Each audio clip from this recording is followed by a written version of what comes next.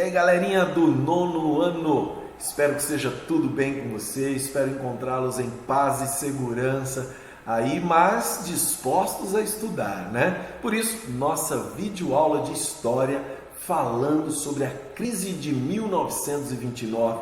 Meu Deus, que crise foi essa? Mais uma? Sim, mas essa é a mãe de todas. Essa é big, essa é muito grande. Aconteceu nos Estados Unidos. Gente, foi um negócio muito louco que afetou muitas regiões do mundo, inclusive o Brasil.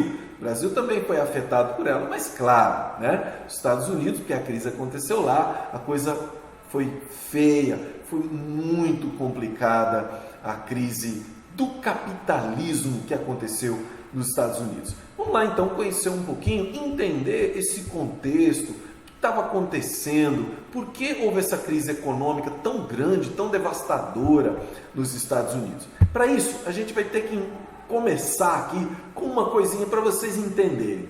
Olha só, o textinho diz o seguinte: mamãe, estou com fome. Por que não tem pão? Porque seu pai foi despedido da padaria onde ele trabalhava. Por que mandaram ele embora? Por causa da crise. Por que tem crise? Porque há pão demais. Porque tem muito pão. Ué, você deve estar pensando, não entendi. É simples. Se uma padaria produz pão demais, muito pão, e o pão não começa a não vender e começa a ter estoque de pão demais, por que você vai ter um padeiro? Você demite o padeiro. Porque você não está vendendo e você tem muito pão já pronto para vender, não precisa do padeiro. Então, por que não tem pão na casa do padeiro? Porque tem pão demais. Tem pão demais na padaria, por isso ele perdeu o emprego. Isso resume um pouco do que aconteceu nos Estados Unidos.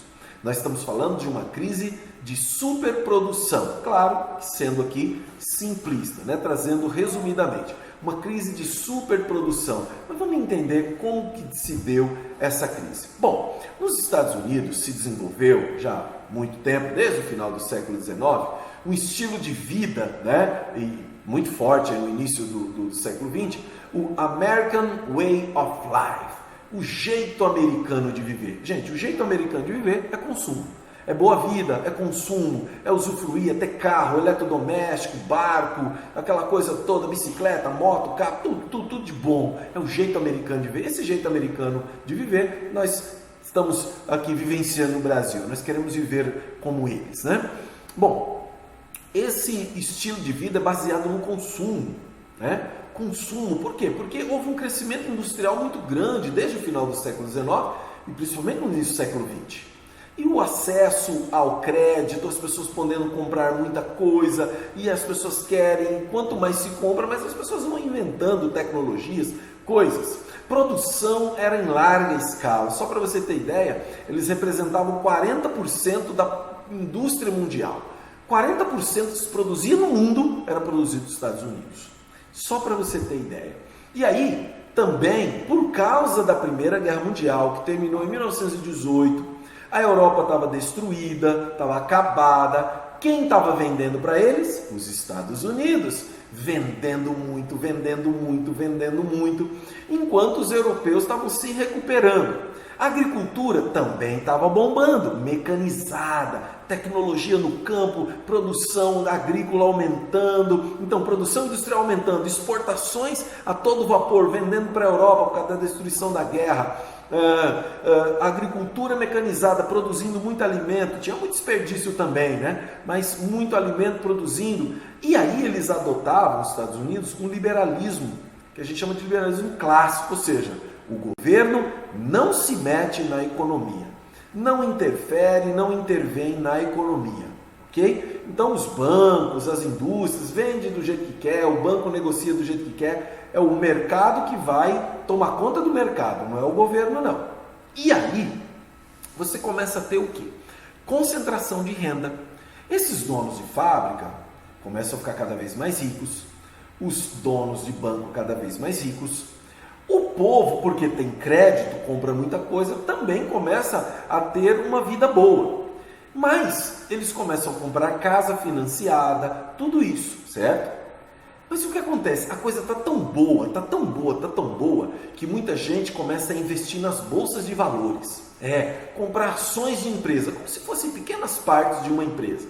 Vamos considerar que a GM vai vende 1%. Você tem 5 mil reais, você pode comprar um pedacinho da GM para você. E os caras começaram a fazer o quê?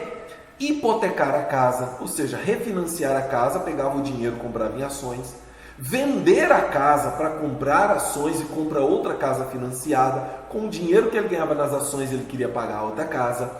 Ele começou a pegar todas as economias, reservas e tudo mais, pegar até dinheiro emprestado para investir na bolsa. A galera ficou louca, querendo ganhar dinheiro no molinho, na moleza, só que não é assim que ganha dinheiro não. E aí, então, devido a tudo isso, havia uma superprodução de alimento. Lembra? Mandando 40% da produção industrial mundial. A agricultura mecanizada, produzindo muito para vender lá para fora. Só que tem um problema, começa a ter queda na exportação. Por quê? Porque a Europa não teve guerra, ela não estava se reconstruindo, ela começou a se reconstruir. E rapidinho a Europa começou a produzir de novo. Só que nos Estados Unidos estavam produzindo do mesmo jeito. Mesmas quantidades lá, produzindo tudo. Por quê? Porque as empresas estavam valorizadas e eles achavam que produzindo bastante gerava emprego e as pessoas no próprio país consumiam tudo aquilo que está sendo produzido. Cara, deu errado. O mercado interno não foi capaz de absorver tudo, ou seja, os próprios americanos não tinham condição de comprar tudo que era produzido. E aí começou a gerar o quê? Excedente. O que é? Sobrar produção, sobrar. Isso começou a dar prejuízo. Lembra do pão? Tem muito pão. O que acontece com o padeiro? Demissão. Começa a demitir para diminuir despesa, um monte de coisa. E o mercado, porque as pessoas estão sendo demitidas, elas não compram. Aí começou a vender menos ainda, vende menos ainda, manda mais gente embora e vira um ciclo maluco. Você está entendendo? Se não tem emprego, o cara não tem dinheiro para comprar. Se não tem dinheiro para comprar, o cara não compra. Se não compra, não produz. Se não produz, não tem emprego. Se não tem emprego, ele não tem dinheiro para comprar. E aí começa tudo de novo. E aí isso vai maluco. Isso começa a reduzir o valor das empresas. As empresas que valiam muito dinheiro começam a não valer tanto. Só que elas mentem. Elas estão dizendo que estão valendo muito lá na bolsa. Lá na bolsa elas estão dizendo que estão valendo muito. Só que não estão, é especulação. Não, nós vamos melhorar e a coisa vai reverter. Ano que vem a nossa empresa vai estar valendo tanto. Olha aqui, compra uma parte dela. E o pessoal comprando. Só que a coisa ficou louca. A situação veio de maneira tal que no dia 24 de outubro de 1929, chamada Quinta-feira Negra, a quebra da Bolsa de Nova York. Os caras viram, ninguém comprou ação. Ninguém, as ações estavam à venda, ninguém comprou, quer dizer que se ninguém procurou, quer dizer que ela não vale nada, entende? No mercado, eu sei que é difícil às vezes entender, mas por exemplo, eu compro lá alface, vou vender alface, eu posso vender alface a R$5, se todo mundo estiver comprando, beleza, está valendo R$5, mas se eu colocar 10 centavos e ninguém quiser, o que ela vale? Nada, vai jogar no lixo, porque ninguém quer. Então as ações não foram vendidas, o preço caiu, porque ninguém queria, o preço caiu, e as empresas começaram a não valer nada, não valiam nada para vender, elas já não valiam nada porque não estavam vendendo os seus produtos, já estavam dando em prejuízo. O cara fosse vender a fábrica dele, ela também não valia nada porque ninguém queria comprar.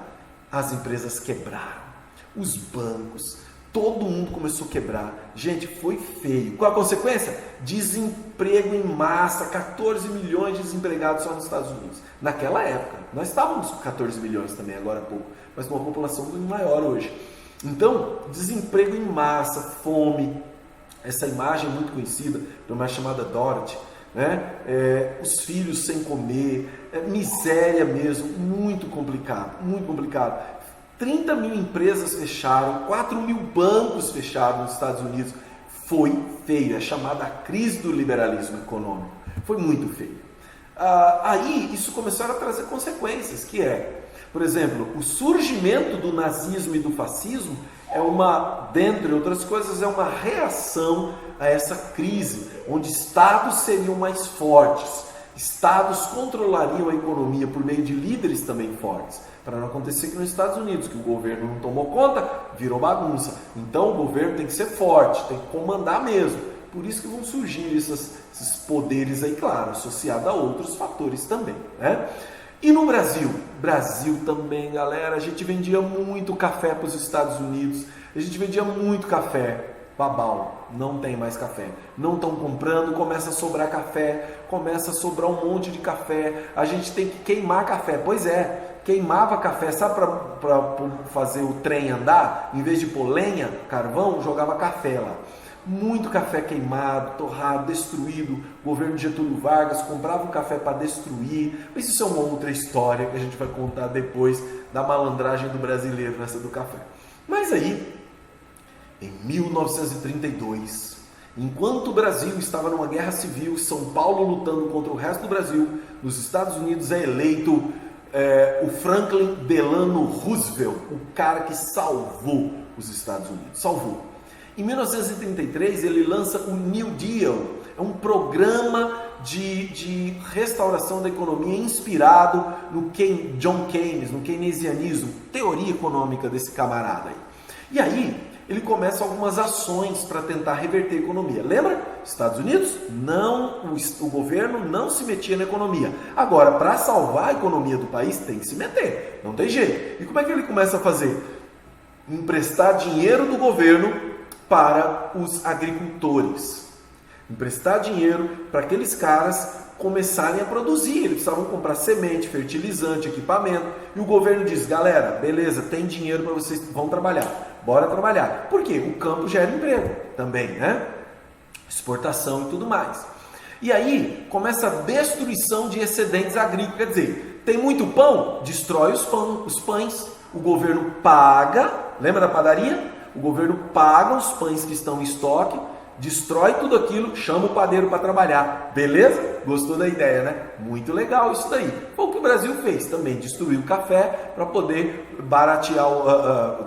facilitar a venda e a produção do café que haveria de ser colhido, né? Então, começa a ter leis trabalhistas, seguro-desemprego, ou seja, um dinheiro para quem estava desempregado. Por que o dinheiro para quem estava desempregado? O cara com dinheiro poderia comprar. Uma vez comprando, movimenta a economia.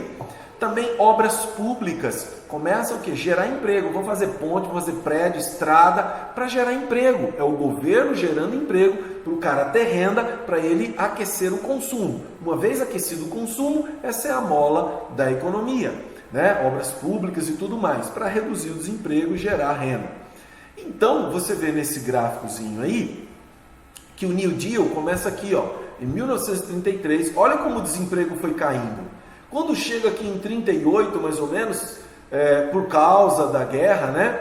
Começa, não só por causa da guerra, por causa dos problemas internos também, começa uma recessãozinha aqui.